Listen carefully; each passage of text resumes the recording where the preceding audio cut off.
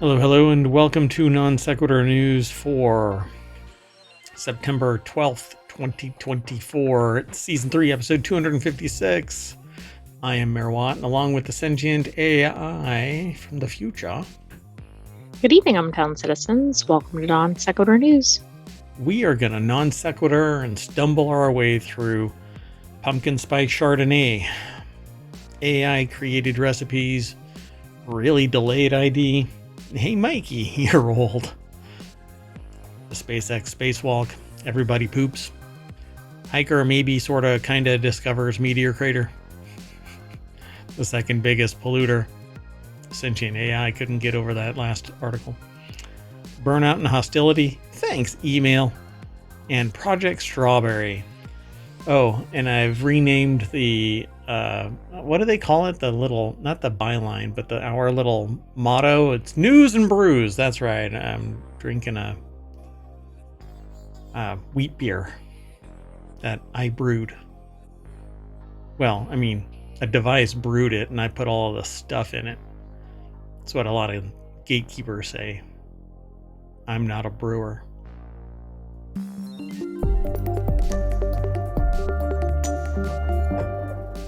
Yeah, so I'm jump up on a soapbox for a minute and just go, don't gatekeep people who make their own beer, folks. You know, if you're an all extract brewer or you're an all grain brewer, the only difference is that you're adding stuff to a pot earlier and boiling it and then throwing stuff in periodically, and I don't want to do that, but I'm not knocking anybody for doing it. I am knocking people who sit there and gatekeep. So my response to anybody who wants to gatekeep is, did you grow your wheat and your hops? Did you till the land? Well, then you're just not a brewer. Come on. Anyway, first article is over in Of the Grape. Trader Joe's new pumpkin spice Chardonnay is not for the faint of heart. I wonder what this really tastes like. They say it's not for the faint of heart. Pete O'Connell over at vinepair.com put the article together. What do you think? You think it's going to be... Did you notice the photography is by Trader Joe's Treasure Hunt? Oh, photography. Trader Joe's Treasure Hunt on Instagram.com. No, I hadn't noticed that. It's very niche. I have no idea why this is going to be like not for the faint of heart. Like, is it overwhelmingly pumpkin spice? Well, there must be something in it that is overwhelming like that, right? It's got to taste like pumpkin spice. By the way, if you hit !NSN in the chat over on Twitch, you'll pull up the show notes from ohmTown. It doesn't work that way over on YouTube because YouTube hates ohmTown. And too much communication with ohmTown punts them periodically. So anyway, they say few brands embrace pumpkin spice creep. But if you look at this bottle, it doesn't look like there's any like residue or anything like that. Like I got a pumpkin spice latte the other day. It came with my breakfast basically for like $1. And so looking at the container that it was in, there was like 5 feet of sediment at the bottom of this cup. And it was all the spice, the pumpkin spice part of it. But this is crystal clear, you know? So right, but that doesn't mean the taste isn't all pumpkin spice or something. Right. So maybe that's it, you know, but there's nothing that really is telling that this is going to be over the top. So they say these days just about anything is ripe for equally beloved and bemoaned pumpkin spice treatment. This year, TJ's. Trader Joe's outdone itself by adding rocks and a little no, sorry, that's not what's in it. You know, because Trader Joe's has been having issues with some of their products. They've had a lot of affinity for rocks. Issues. We just call them issues. So pumpkin spice Chardonnay, which hit the shore shelves. I'll be okay. She sells seashells. She. Anyway, according to Trader Joe's, it says it clocks in at a low 6.9% ABV and retails for $6.99. So it's at parity. 6.99% ABV. That's weird. I wonder if all of them are priced that way. Probably not. According to Trader Joe's, the liquid, I don't know. I mean, I get what it is. It is a liquid, but the way it's described as the liquid. See, if you want to call it something above and beyond what it is, you say the expression is crafted from a blend of lightly oaked Chardonnay, a touch of natural pumpkin spice flavoring, and a Chardonnay grape juice. I suspect an editor or something said you can't say Chardonnay 500 times in the article. But it could have been the wine or something. Chardonnay. So the bottle label claims that the liquid inside, dear God, the titular liquid inside is a harmony of nutmeg, cinnamon, and clove with hints of buttery pie crust and a kiss of sweet cream.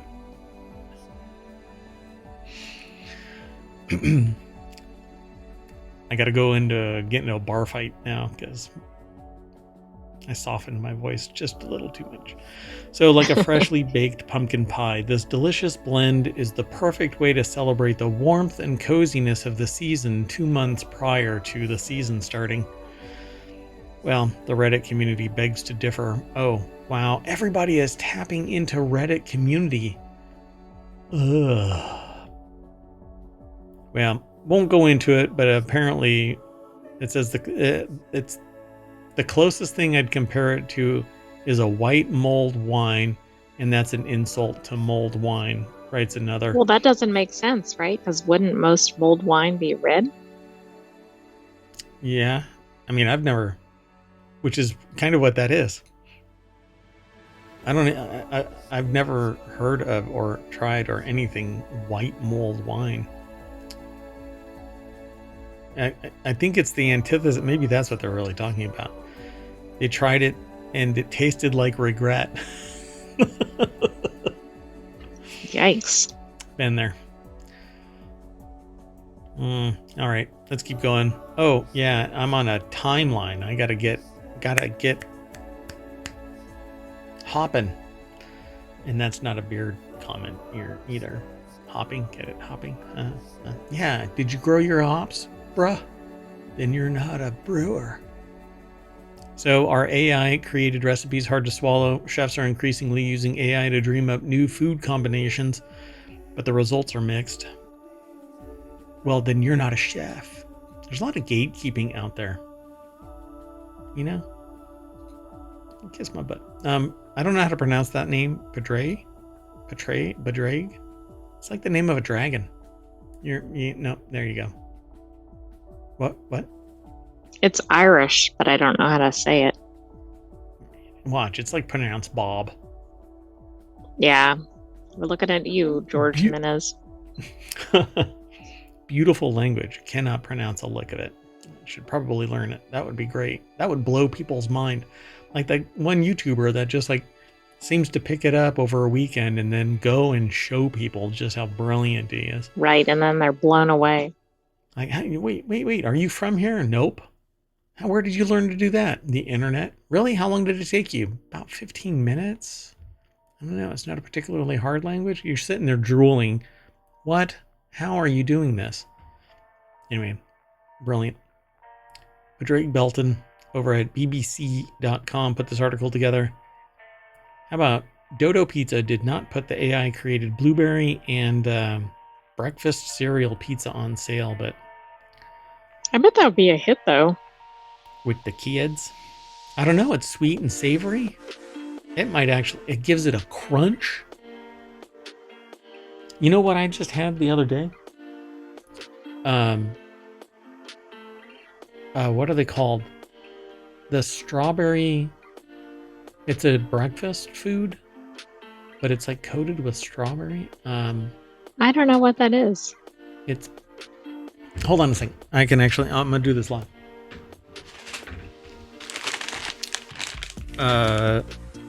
Simply Chex, but strawberry flavored. Yeah, I'll put those over there. So, I did a pantry raid. Anyway, I did an ohmTown pantry raid, and somebody had left them in the pantry, and so I tried them, and now they're in the studio. Yeah, I bet they were a hit. They're pretty good. I can only eat like 4 of them because they're so darn sweet, but hey. Right. So would you do one of these? Would you put together an AI menu, put it together and serve it and, cook it, eat it? Only if it was vetted after it was designed by AI. Like if you saw it and it was like pickles and Fruit Loops or something, I don't think that would be worth making. Like that. The AI is pregnant because it's telling you to eat pickles and ice cream and dirt. So it did create a recipe. They launched it. It was actually a huge hit, and it's still on the menu. They asked popular AI chatbot ChatGPT to create a recipe, the best pizza for Dubai, says Spartak Aratunian. Aratunian. There you go. Hey, I did it. Who heads menu development for the city's branch of restaurant and delivery chain Dodo Pizza. Wait, it says here it did not put the AI created blueberry and breakfast cereal. Maybe on a different one. Up there it said no, but here they said yes. You're right, it's the Arab shawarma chicken. Oh, no. That's not the name of the pizza. That's what it has in it. Yep. So, Indians, Pakistanis, Filipinos, Arab people, European guys. There's so many cultures here in Dubai. 3 million people being immigrants. 90% of Dubai's 3 million people are immigrants. Came up with a pizza comprising Arab shawarma chicken, Indian grilled paneer cheese, Middle Eastern za'atar herbs, and tahini sauce. Well, yeah. I'm still not going to Dubai. Anyway, for prompts, so a bunch of people are doing this. We've actually talked about this in the past. AI experiments, they say here at Dallas's Velvet Taco, where Venetia Willis is a culinary director. Really curious about it. And I think we AI. talked about that in a previous article, like quite a while ago. Yeah, like last year. Probably around this time or earlier last year. I mean, it's been a while that when AI came into vogue, people instantly started making menus, and some of them were really disgusting or deadly. But again, I have no problem with this kind of stuff, but people will freak out and say, no, it's not, you're not a chef if you're not cooking your own menu. But I think this might actually expand some combinations, right? Because after a while, everybody thinks, okay, this food has to go with this spice. Yeah. And this might actually mix it up. Now, some of them are probably going to be complete duds, but if you have a chef or somebody there vetting it, then maybe it'll be okay. Yep, that's how I feel about it, because you're not an island unto your own. You basically are connected to everything around you, but you don't have recall of everything. And every once in a while, there's a chef out there that makes these, weird connections to various other tastes, textures, etc. But it's very few and far between where it's just exemplary, right? So an AI can grab all of that context, throw it into a unique menu, and it can be so unique that nobody runs across the same results twice. Almost culinary DNA. So I find it, which now that I say that out loud, doesn't sound very appetizing. Anyway, they say they get 30,000 users within a week and a week and a half of launching last year, but then he got quite a big bill from OpenAI, the company behind ChatGPT. He now continues to pay OpenAI a regular fee for using its AI. Mr. Cantu explains that this is a standard arrangement when a startup like his builds an app on top of another company's technology. You pay the bill. Yeah. So they basically created an application that tapped into ChatGPT and had drop-down menus and toggles so that the user could specify tools that they have in their kitchen and what they were looking for, and it would create some options. That sounds pretty smart. Yep. It's the sorted but with AI kind of a thing, I'm sure. If you've never heard of sorted, go Oh, onto right. YouTube. What's in your fridge, right? Yep, pretty much. Or what's in somebody else's fridge? Can you make a meal with that? Yeah, they have an app where you can put everything that you have in your refrigerator. Sidekick, I think. It is called Sidekick, yep. And it helps you figure out what to make and with what you've got. And then facilitates like, hey, you need these things too to expand your options. Pretty cool. Hey, let's keep going though. The next article is over in Technology Today. See, Non Sequitur News, we jump around. Things are always connected and sometimes in an oddball way, but we don't actually traverse that connection. But and sometimes the connection is harder to see than at other times. Yeah, like the one on the front page about how actresses that are, I should say female actors, or I don't know who they were actually referring to, but actors that don't show or that show their body and don't wear makeup. It isn't brave. They're not in Ukraine. They're doing a job. And I'm still stymied by this. So let's just let anybody who hears that kind of swim around in it like Scrooge McDuck. Maybe you'll figure out what the hell that actor means. Anyway, they're on the front page.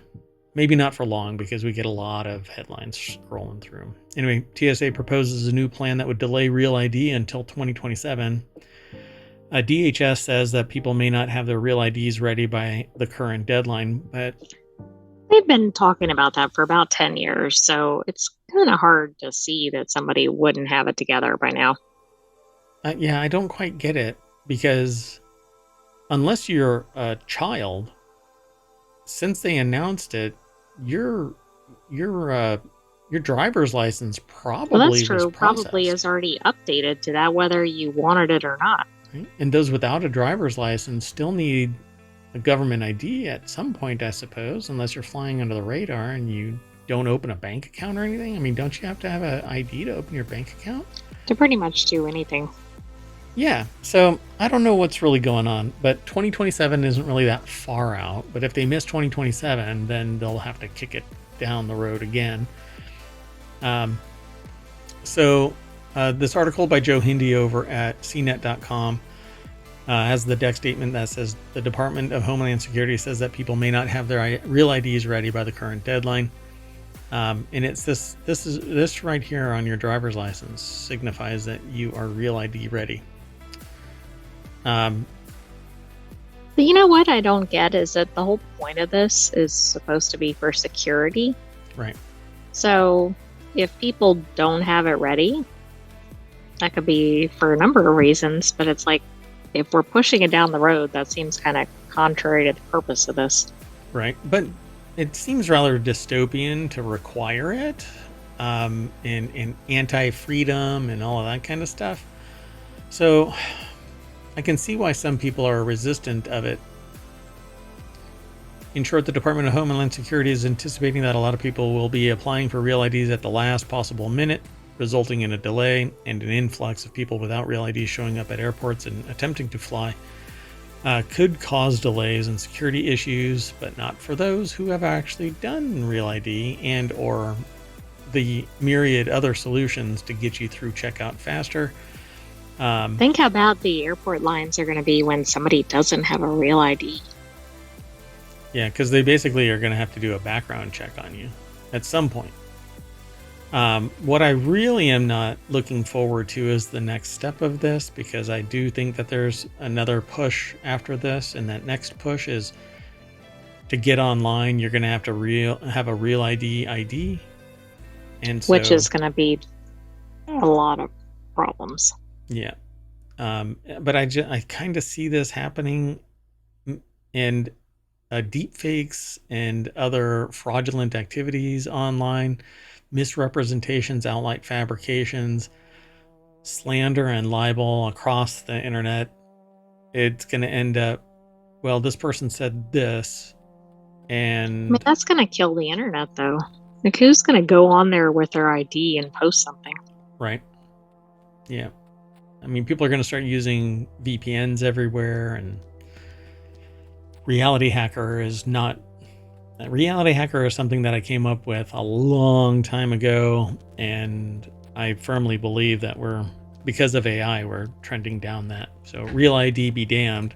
Sure, for certain things, Real ID works, but the internet, it's the antithesis. I mean, I want my privacy. I want my alter ego. I don't want to be who I am, because I'm Mayor Watt and I run a tiny little community in the electrons, powered by the electrons, the wires of the internet. But out there, outside of ohmTown. Let's move on. Next article's over in the Marble channel. He likes it. Hey, Mikey. Life Cereal revives an adorable ad icon. I remember this back when I was just the M in Mayor Watt. I was younger, much younger. Is this like the photo in Back to the Future or something? Knee high to a grasshopper. But in reverse? Yes, Benjamin Button. Mom has toothpaste in her hair. Dad isn't sufficiently caffeinated, and the siblings are pillow fighting in a messy, state-of-the-art scene that's likely replicated in some form in countless American households, with an adorable, fresh-faced youngster in the center narrating the mayhem in a catchy song. Life Cereal kicks off its first concerted marketing effort. Well, since its first instance in 1972. Have they been marketing since then? Apparently, the character is getting a 2024 makeover from PepsiCo's internal creative group D3, and it's bringing back Mikey. So Life Cereal revives an adorable ad icon. I won't be able to go through this because I didn't log in. How much do you think they paid advertising to come up with this campaign? And they're like, we've got this great campaign for you. You did it, 50 years ago? Well, I don't think that they're bringing Mikey back. If they did, maybe as dad. Right, I'm not sure Mikey could be the kid. Or worse, granddad.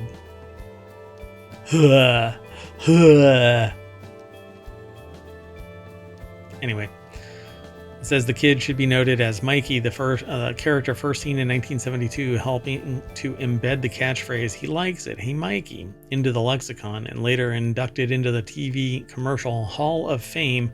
It was formerly titled Three Brothers. The original Mikey-centric spot became such a phenomenon that it ran for more than a decade, spawning parodies, shoutouts, and urban myths, and cementing Life's place as a solid, better-for-you challenger to bigger rivals like Total. Pretty neat. So yeah, I guess it's coming back. This is legacy brand Life Cereal. In its first marketing in years, brings back a 70s ad icon named Mikey. So this is the new commercial. I'll have to pull it up just so that we can see it. But I have, what are ads? You know, unless it's embedded on a website. Who watches ads? You know, I pay YouTube. Oh, people that drive Fords are going to be, right? Oh, yeah. Oh, gosh. Yeah, they've got a patent for... Hey, don't crunch cereal while you're driving. Yeah, the ad AI can't hear what you're saying in the cockpit of your F-150. Come on, we know what you're actually arguing about anyway. Never mind. Let's move on. Next article's over in the Marble channel. Because I was going to say something that's very polarizing, and I'm trying not to do that kind of stuff. I mean, at times I will, because I think it's funny, but this is more of a stab at alignment. So this article's over in Marble, why the SpaceX spacewalk is such a huge deal. Now, we watched the spacewalk, and it was weird.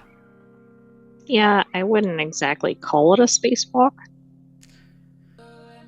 So we didn't watch all of it, so I don't know how far out into space they walked, but the time that we did watch, they were basically running through the what do you call it? Like kind of like The almost like agility test, but it wasn't agility. Yeah, range of motion testing. And you know, they were testing that the suit was maintaining its pressure at 5 point whatever psi and whatnot. But the thing that was weird about it was that the video made it look so fake. It looked like it was claymation, and Yeah, it was really odd. it was like staccato motion, and the person had their hand like bent 90 degrees for us an extended period of time, and it just looked so weird. It was more like a celebrity deathmatch claymation battles on, like, I don't know what to compare it to, but I agree with your description. billionaire Jared Isaacman and SpaceX engineer Sarah Gillis completed the first privately funded spacewalk Thursday, a critical aspect of a risky, somewhat troubled mission designed to test new SpaceX technology, gather valuable data about high-altitude space travel, and generally push the limits of space exploration. The best thing about it, at least for me, was that we've gotten away from these really bulky, chunky suits. Yeah, that's true. And further away from Starliner. So please don't send Starliner back. But I would invest in technology that challenges SpaceX's domination, because I don't particularly like, Well, competition is always good. wingnut. So the mission called Polaris Dawn was supposed to launch in late August, but was grounded due to safety concerns. But on Tuesday, Isaacman and Gillis did their spacewalk. The article's over at Vox.com. Ellen Loans put the article together. The mission tested lots of new technology for future longer missions, along with two other crew members, former Air Force pilot Scott Poteet and SpaceX engineer Anna Menon, finally took off. Since then, the astronauts have gone about 870 miles from Earth, which makes Polaris Dawn the farthest crewed mission since Apollo 17's mission to the moon in 1972. That's the second article to mention 1972. Well, that's interesting. I didn't realize, like, I thought the big deal with this was the fact that it was non-astronauts, but I didn't realize that the mission was actually substantial in and of itself. Yeah. Yep. So why is it so groundbreaking? It says the goal of Polaris mission series is to help SpaceX develop the skills and technology needed to achieve its longer mission goals of sending humans to Mars. The company hoped that its first mission would be a useful test of spacecraft and its instruments' ability to survive the extreme conditions of space, particularly as it passes through the Van Allen radiation belts, regions in space that encircle the planet and are highly radioactive. They were detected first 1958. So the crew traveled through the Van Allen belts and became superheroes and villains. They'll be back to decimate the planet. Oh, wait. Well, we don't know. Yeah, we don't know yet. Yes. If one of them spontaneously turns into fire, another person disappears, another person starts to don a deathly black mask and a cape. Or turns into a spider and starts slinging webs. That's only if you get bit by a radioactive spider. But if you get cosmic energy, you can turn into maybe a rock human, and you would be the Fantastic Four. Anyway, trip was also to test SpaceX's the latest spacesuit designs, which are designed in just 2.5 years, an astonishingly quick turnaround by space exploration standards. So yeah, they walked through, or they kind of crawled through a hatch and then started doing all kinds of activities. And out in space, there's so much room for activities. Not if you can barely maneuver, not only in your astronaut suit, but also within the whatever capsule you're in. See, the suit has stupendous range of motion compared to the bulky suits that had the big old backpack and stuff on. Yeah, that's true. But it did have an umbilical. The umbilical ran back into the into the ship. So I don't know what else is going to be attached to this thing in the future. I think there have been They some still seem sketches to and be stuff. holding on pretty tightly to the handles. Oh, I'd be holding on to like everything. They're like, no, no, no, we need you to let go of the railing. Hell no, no, no, no, no, no. I opened the door. That's good enough. We sent you up there to do the range of motion stuff. Send that person over there. I don't want to let go. Let's move on. Everybody poops. Okay, that's funny because when you said that title earlier, that's what I thought it might be the sequel. Can't poop at work? Why public bathrooms give us anxiety. Says it's okay to poop at work is a new health campaign that highlights a common source of anxiety while offering practical advice to help. I can't believe I'm actually discussing this. Simon Robert Knowles over at The Conversation put this article together. I guess The Conversation is expanding where they publish to because it's usually in the science thing. Oh, right. It's not typically on Gizmodo. Yep, but it's over at Gizmodo. So I'm going to pose this to you. You walk into a public bathroom. There are 3 stalls. You don't see any feet, which, by the way, America is weird that you can see under the doors. What the frick is that all about? Anyway, so which stall do you go into if there's nobody there? Probably one of the edge ones, because if you go in the middle, then somebody might go next to you. Gotcha. It's like the tic-tac-toe of... But I'm not sure. Stall choice. Yeah, I would probably choose one of the edge options as well, so that there can be an air gap, so to speak, or a poo air, separation. Anyway, and that's how elevators work too. So you go into an elevator. If you're all by yourself, you can be in the middle. Right, but you have to space out. In fact, they've run experiments of that, and it's kind of like they're in the farthest corners possible, depending on how many people are in there. Obviously, that falls apart once you get too many people in there. But that's true. That's very true. So the campaign has gained significant traction on Instagram and Facebook. It has been praised by health and marketing experts for its humorous handling of the taboo topic. A colorful Instagram post is accompanied by a caption warning the health risks of holding it in, including, well, gastrointestinal problems and associated tertiary issues. Just going to leave that there because I'm not adult enough to actually say the word hemorrhoids.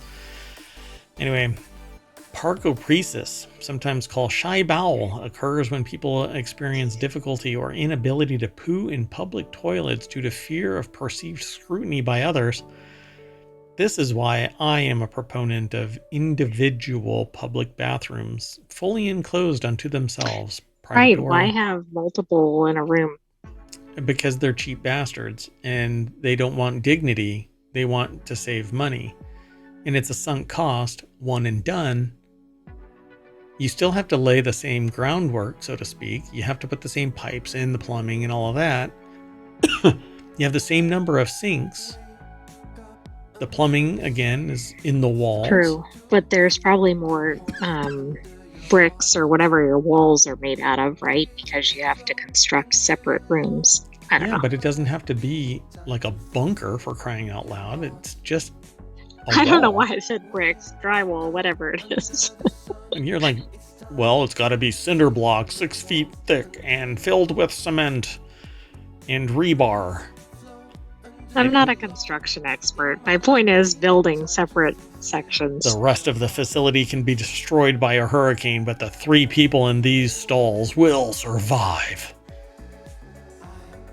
They'll be like the whole hope of humanity, after something happens. Like, we're in a dystopian landscape, and the only survivors were from those individual stalls. That's right. Someone had to be asked to do this. So the picture is just a picture. Somebody yelling for marketing. I need marketing here now. Grab a model, have them stand right there. Okay, now grab your ass.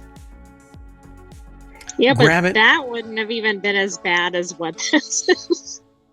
hold on to this toilet paper roll for dear life, and grab your ass while you've got your pants fully up and belted. Yeah, that's it. That's it. Perfect. It's totally the embodiment of panic. Anyway, so how common is it? They conducted a study to try and better understand how common parkopresis is. The study involved 714 university students, and they asked the participants to respond to a series of vignettes or scenarios. It's like I'm prescient. I said, here's a scenario. You walk into a public bathroom. That's right. They rate the avoidance was just over 14%. Around 10% avoided going when all toilets were available. This rose to around 25 when only the middle of 3 toilets was available. Okay, that's interesting. So you predicted that issue. Yep. Men were significantly less likely to avoid going than women across all vignettes. I think that's because I think that women have the ability to understand, right? Like, oh hell, we know that when nature calls, it can be so much worse than just holding it in, because there are things that go on that, like, dudes just don't worry about. I'm just gonna leave that alone. Anyway, no, mad respect for anybody that has to deal with nature. We'll just say nature. I wanted to say one of the funniest things in the reducing restroom anxiety is the engaging and gradual exposure, which might be taken out of context in this article. It was like what I was expecting from that dude that came out of the stall and said, "Excuse me, sir," in a posh British accent and dressed to the nines. This person had to have been wearing like a $3,000 suit. I mean, they were like exemplary British, posh, well-to-do, younger, very proper. Whatever. Yeah, but not like an old guy. I mean, they were not like stodgy or whatever. But yeah, they were in their early 30s, but it looked like wealth, right? And when they came out, they said, "Excuse me, good sir, could you tell me how to lock the door?" But when he first came out, I went like this. I'm like, because he looked like he had intent, and he like took a step towards me like he was going to shake my hand, and I was like, just all of this, like, no, I don't want whatever crazy you're peddling. I don't want. We're all stuck up here. Anyway, I told them how to lock the door, and they're like, "Thank you. Have a good night." I'm like, that may never be replicated. Scorched into my retina, though, was a guy coming at me. Anyway, progressive muscle relaxation, challenge negative thoughts, gradual exposure, which got me uninvited at the Starbucks down the road, and listening to music. So I always encourage any establishment that has public bathrooms, please pipe in music, please. Blast it. And by pipe it in, I mean put a live freaking band on one of the sinks and just let them play. You want a busker in there? Let them go. Let's move on. Next article's over on the Mobile channel. Hiker discovers ancient meteor crater on Google Maps. Maybe. Joel Lapointe was messing around with Google Maps when he made a potentially huge scientific discovery. He was planning a camping trip in Quebec, Côte Nord. Is that how you pronounce it? Côte Nord? I think so. A region when he noticed an odd circular pit about 9 miles wide around Marshall Lake. It's about 60 miles from the nearest village. How nobody would know this, because there's been satellite monitoring of everything everywhere all at once forever now. Well, plus if it's that close to like Well, I don't society. know. I'm assuming that's a regularly visited area. You'd think somebody would have encountered it. The point contacted French geophysicist named Pierre Rocher, and now the two think that they may have discovered an ancient meteor crater. Their theory might be right. Initial research has found traces of the mineral zircon, which is usually formed under high pressure conditions, say like, meteorite impacts. There's also tons of topological evidence as well. Oh, wow. Oh, yeah. Wow, that's pretty cool. That is neat. And I guess that is one of those things that really, if you were standing there, you wouldn't really recognize it, right? Yeah, for sure. But, I mean, who's not been looking?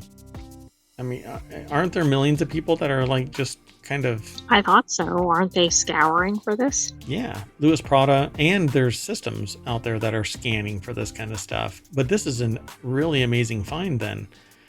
Because when you're looking at this, it's right on the edge of what looks like a stream, right?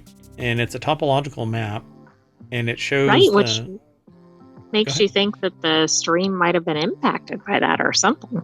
Right. And it's curved around it, and so you can actually see the inner ring and the outer expanse, and that's similar to the way that meteorites, when they hit and they're heavy enough, they throw debris, Exactly.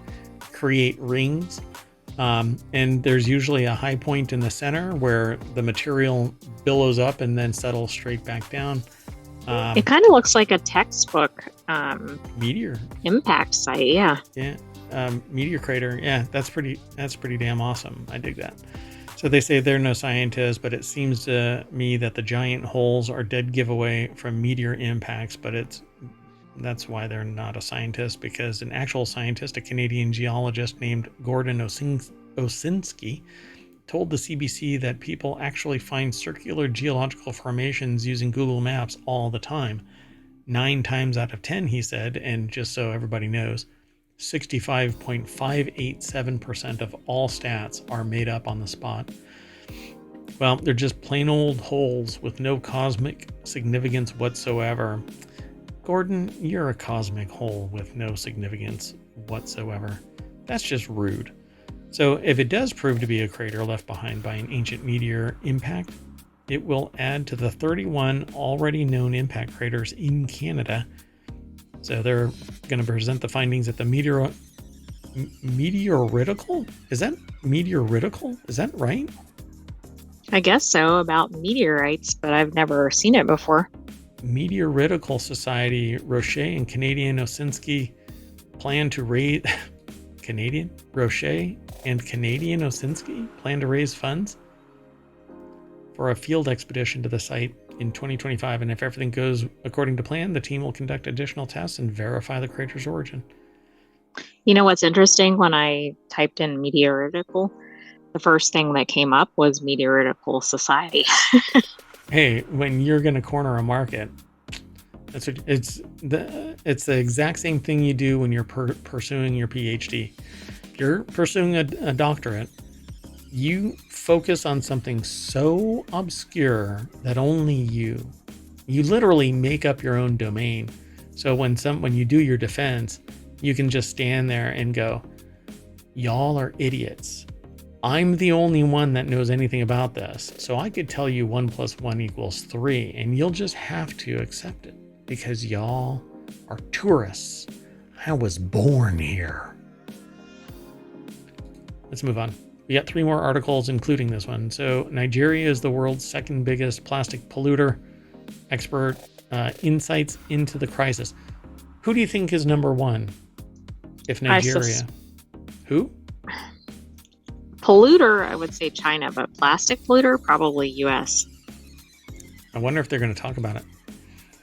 Whale Fatad, I think, or Fatade over at The Conversation. And this is why I said, hey, that's weird. They're posting this over at Gizmodo when they usually post it over at phys.org. Well, they've got a picture that's really disgusting. And then it says recent research identified the country as a plastic pollution hotspot, 2nd to India. Uh-huh. I didn't know that. India emits 9.3 million tons of plastic into the environment each year. 1/5 of the global total. Oh, wow.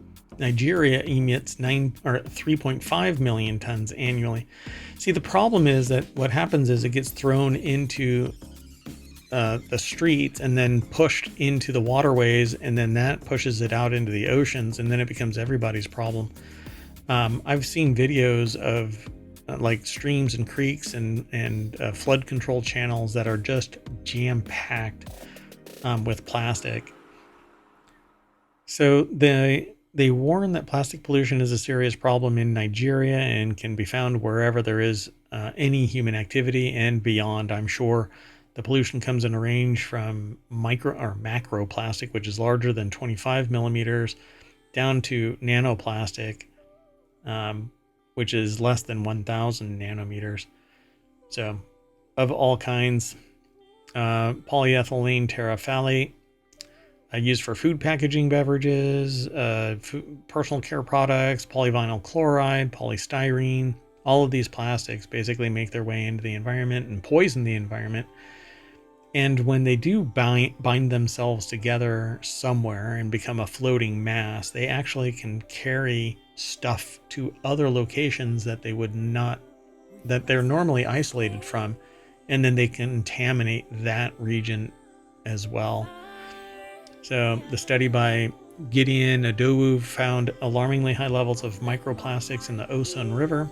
This major river in southern Nigeria is an important source of water for the communities that live around it, whether for irrigation or for personal use. I guarantee you everybody has microplastics, probably that's already traversed the blood-brain barrier and is in various areas of their body, because researchers are finding it everywhere. Every time they take a biopsy of something, they find microplastics. Yeah, it's pretty pervasive. Yep.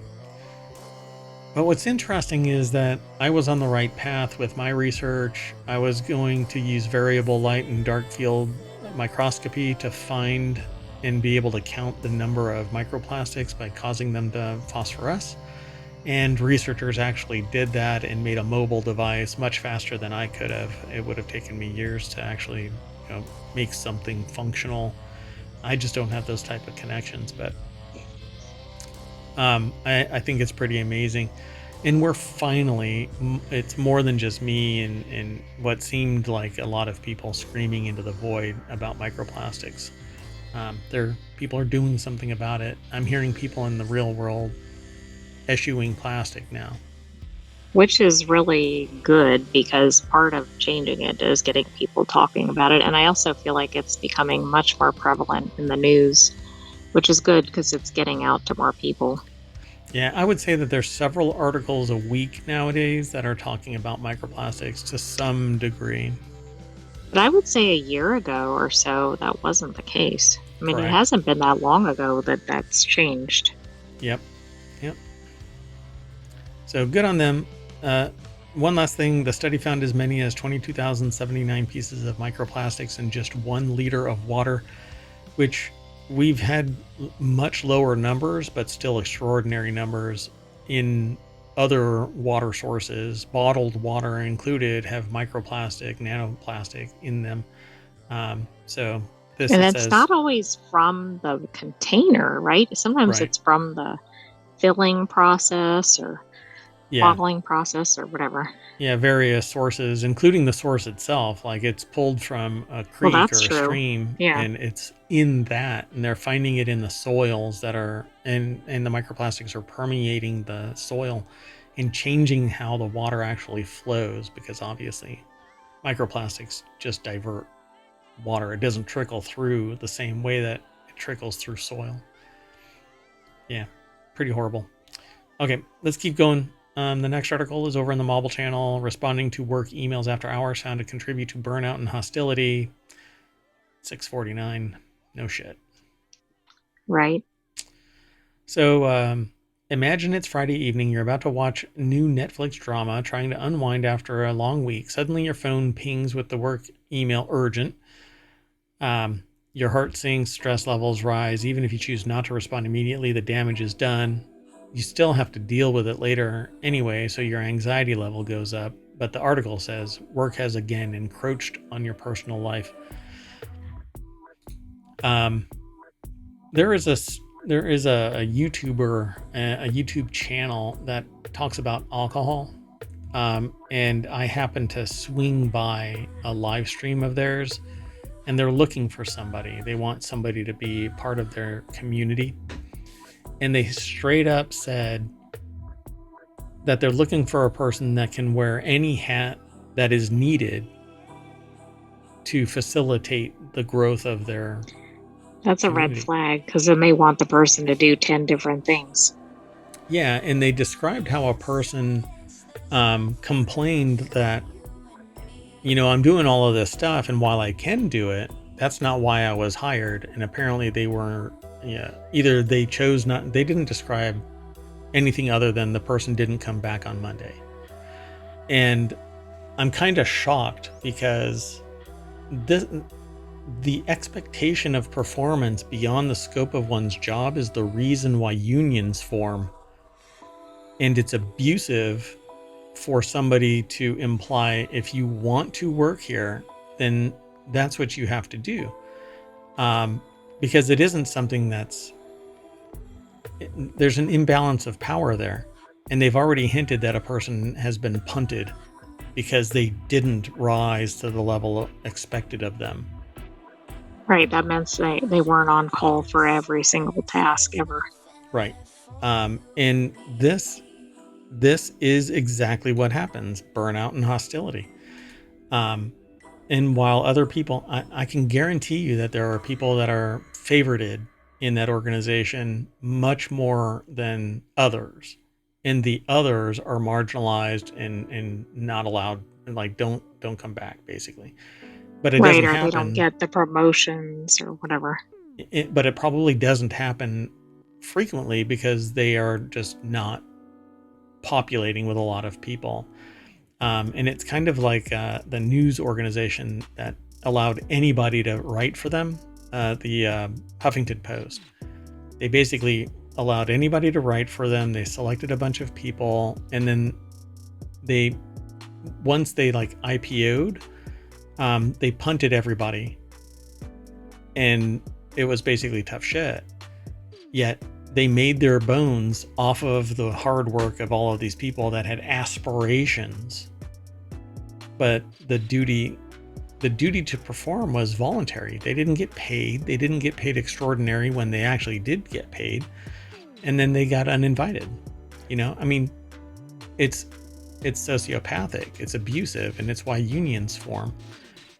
So in the UK now, you're not allowed to bother people after work hours, but you'll see CEOs and other billionaire class going, well, then don't work here.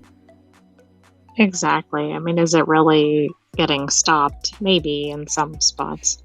Yeah, I just recently read that in the finance industry, they're actually putting a stop to longer than 80 hours a week. But if you're doing any real-time live work, all bets are off. You work until you get the deal done. So yeah, the finance industry is known to be very, I mean, maybe second. I don't know how to say it. Maybe law is second. Maybe, right? Zero bargaining power.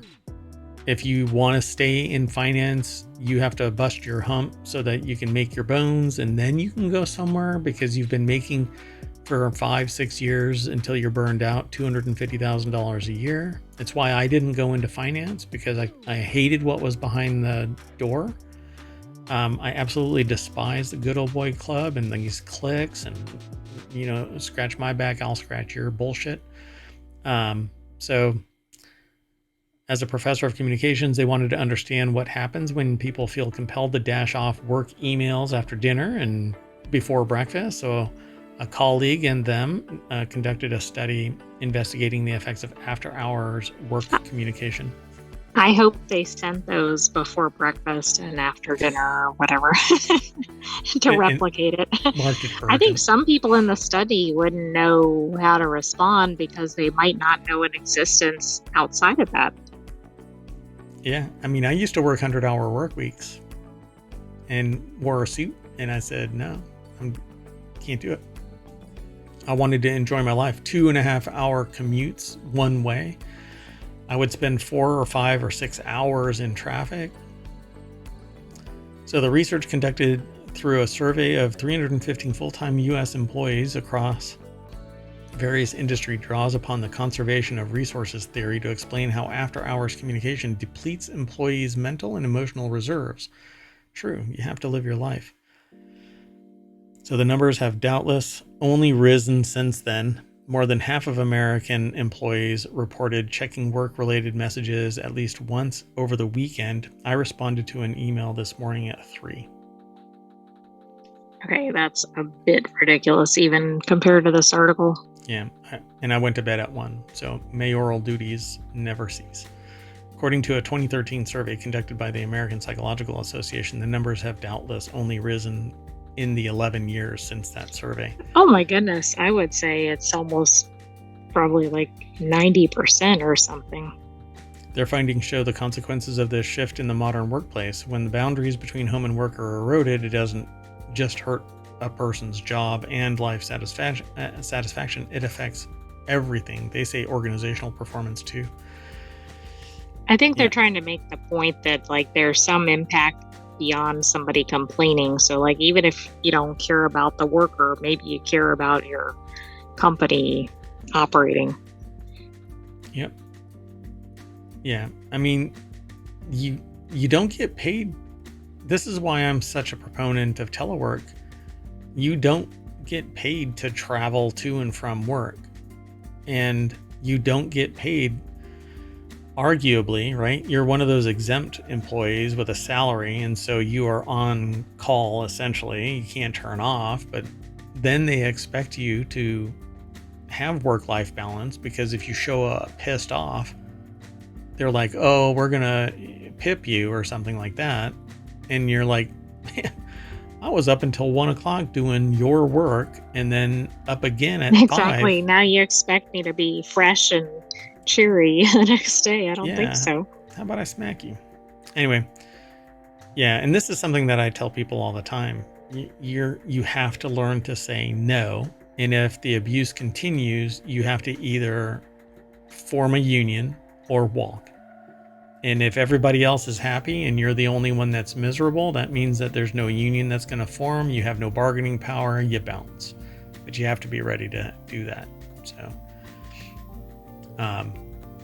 yeah. And in reality, I think we should be able to say no. No. Don't pick up the phone. Don't answer an email. But it should be more than that. They shouldn't be allowed to send it, because I think the receipt of it, even if they don't reply or get involved in a long project or whatever, it like takes them out of relax mode and back into work mode. And I suspect there's a study that like every time you check an email or something, how long does it take you to unwind from that? Yeah. And this article doesn't really, they link to things, but they don't actually say. They just say the data is unequivocal. Engaging in work-related communication after regular business hours leads to emotional exhaustion, which can in turn spill over into counterproductive work behavior. But we'd have to go and look at the actual. Right, they don't quantify in this article, but that doesn't mean they don't in the study. And they make a reference to a survey that was 11 years old, so. Yeah, because 11 years ago, well, that's not true. I mean, 11 years ago, telecommunications was still pervasive. True, but the world was very different with telework. So I find it kind of interesting that they used a survey from that time frame, because unless it was like 2020 or later, I don't know if it's really reflective of the modern workplace. Yeah, post-pandemic. Plus, there are more tools now, right? Yep. Depending on what company, you might have like instant messaging and text and phone and some sort of meeting app and all these things. And all these things are ways that they're bothering you. And it's nonstop. Yep. Just constant. Multiples at the same time sometimes. Yep. Let's move on. Next article and our last one for today. It's over in Reality Hacker. OpenAI's advanced Project Strawberry model has finally arrived. ChatGPT's new advanced reasoning model 01 replies using reinforcement learning and chain of thought reasoning to answer complex questions. This is something that people were talking about needing to have happen, because what it would do is just kind of hallucinate and blurt out whatever came to mind with no rationalization. But reinforcement learning means that it has the ability to make a statement and that's valid, and then train itself to answer kind of the question, is this valid and is this correct? Is this verifiable? Am I answering it the proper way? And then the thought reasoning, the chain of thought reasoning is, how do I get from A to Z? But I'm watering it down because I'm not an expert in AI, but maybe that's what I'll pursue. The AI doctor.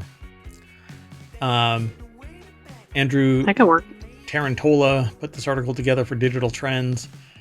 I got this email today saying that, hey, you're invited to do the blah, blah, blah. So it was joined by a mini version, GPT-4o, just like GPT-4o was, 01, that will offer faster and more responsive interactions at the expense of leveraging a larger knowledge base, except that Project Strawberry actually is slower, and it does it on purpose. It's just the mini version is going to be faster than Strawberry, like just the main Strawberry deployment. So, for example, during testing, 01 was fed a qualifying exam for the International Mathematics Olympiad, while its predecessor, GPT-4o, not 0, but O, had only managed to correctly solve 13% of the problems presented. 01 got 83% of them right. In an online code forces competition, 01 scored in the 89th percentile. What's more, 01 can respond to queries that stumped previous models, like which is bigger, 9.11 or 9.9. However, the company makes clear that this release is only a preview of the neophyte model's full capabilities, which nobody sees unless you pay full boat and have behind-the-scenes access.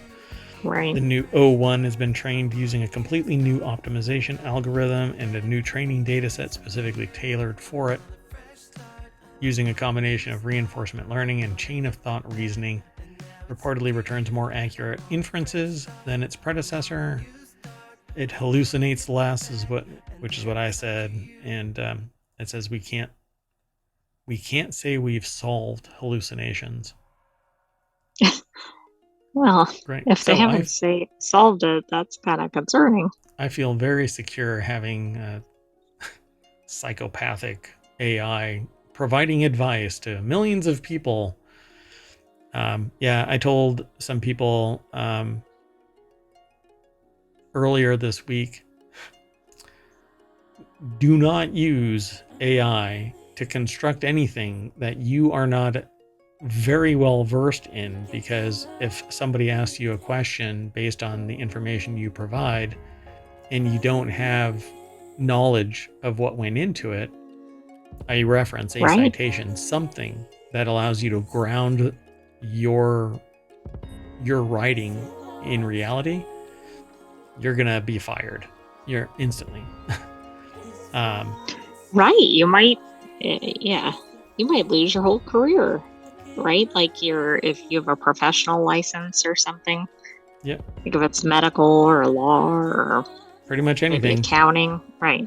Yeah. If you can't justify what it is that you put together, you're basically, man, that you're gonna have to move to a different state and not even claim that you worked at that place. You're not gonna get a reference from anybody. You're basically up a creek when you rely on AI to output something. So yeah, that's all kinds of suck right there. So access to 01 will cost $15 per million input tokens compared to $5 per million for GPT-4o and $60 per million output tokens, 4 times more than 4o's 5 per million fee. And basically, yeah, it's just more expensive. So the real question is whether the new model thinks that the word strawberry contains 2 R's or 3. I guess there's a link to something, but I don't remember know. anything about that. Because, like, if you look at it, does strawberry have 2 R's or 3? Oh, I was thinking at the end, but it Right, has 3. right. Yeah, and that's exactly what the whole chain of is all about. So when it looks, does it actually analyze everything, or does it make some weird psychological glitch and go, well, the word berry only has 2, leaving off the R. Right. Or like we think it means in a line or something, which should be 2. Yep, yep. So, well, at least it's hallucinating less, right? Because that's what I want. True, but the problem with the hallucinations are it's like it could happen at any time and you don't know when it's going to happen or how bad it's going to be. Yep, it could be It's the one worst thing if possible it moment. says like the color is off white versus eggshell. It's another if it's like somebody committed a crime that didn't or whatever. Yep, and then it should run for the postmaster's office in the UK. So, Yeah, for well, Fujitsu. I put into Chat GPT how to get to the front page, and it said, "Oh, click that." So here we are at the front page, and that's it for Non Sequitur News for September 12th, 2024. I am Merwat, and it's the Sentient AI that's going to have the final word. It better be good. Good night, ohmTown citizens. Thanks for joining us for Non Sequitur News. I didn't live up to that bar.